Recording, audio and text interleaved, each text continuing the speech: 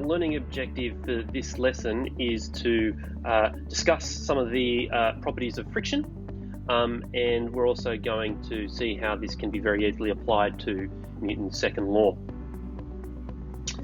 So, as we discussed previously in our first lesson when we looked at forces, friction is the force that resists the relative motion of surfaces sliding against each other. Now, there's many situations in which friction is actually a problem. Consider the moving parts of an engine. Friction can reduce an engine's efficiency, its fuel economy, and cause parts such as bearings and pistons to wear out quickly. So we use special oils and lubricants to prevent moving metal surfaces from touching. This is what's essentially going to happen if you don't use those lubricants. It's happened to me. It's very unpleasant. Speaking of unpleasant, another problem caused by friction is chafing. So in some cases, friction's a bad thing, but in many cases it is a good thing. If we didn't have friction, buildings would literally fall apart. Our clothes would fall off our backs as they fall apart at the seams. Now, what we're going to do now is 3 simple little demonstrations to demonstrate some properties of friction. Number 1. Okay, so what I'm going to do is I'm going to slide this box across the table, and as we would expect, the box is slowing down. It is accelerating. So there is a force being applied to this once it's left my hand, and that force is parallel to the surface and it is against the direction of motion. So according to Newton's second law, there was an unbalanced force being applied to this box, and it was not from my hand, it came from the friction on the desk. Number 2. Now I'm applying a constant force to the crate as it moves across the desk, and as you can see, it's moving, but it's not accelerating. So that tells me that there is a balanced force acting on it. That balanced force, the balanced forces, should I say, are coming from my hand and the friction. They are equal and opposite forces in different directions, causing a net force of 0, so there is no acceleration.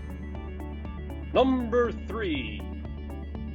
Okay, what we're going to do now is add a little bit more weight to our box. So I just happen to have a random little child sitting around. Now, as I apply a force, it doesn't appear to move.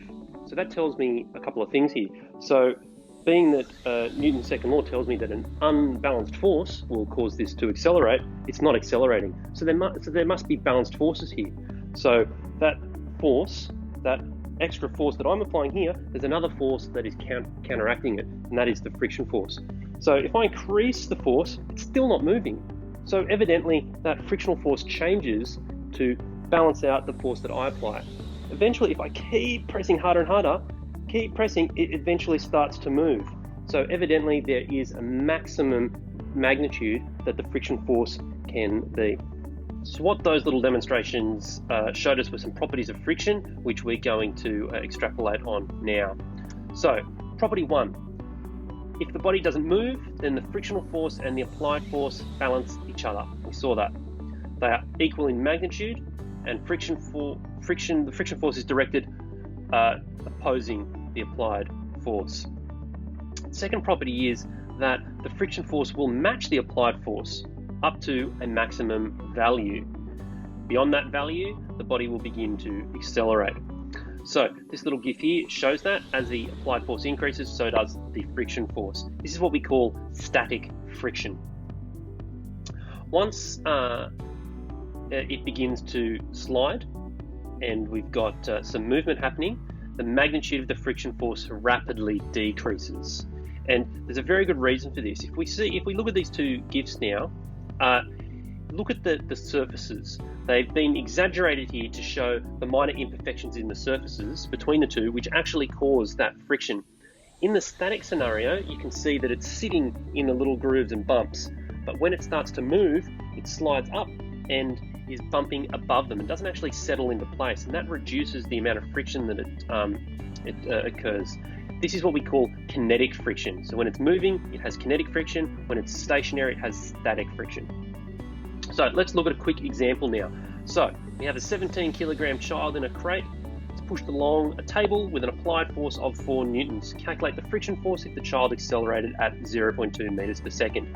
Obviously, we've done similar type questions, so this is not going to be hard. We're looking at F equals ma, and we have a net force here, but our net force is made up of two forces here. We have an applied force and a friction force, and they're equal to MA.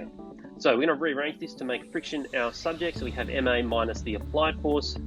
Substitute our values in. 17 times 0.2 minus 4 gives us minus 0.6 newtons. Now, the magnitude is 0.6 and it has a direction that is negative. So that tells us it is going in the opposite direction to motion, which is what friction does. So this makes a lot of sense. All right, it should be very simple now to, with your past knowledge of Newton's second law and your understanding of friction, to put the two together.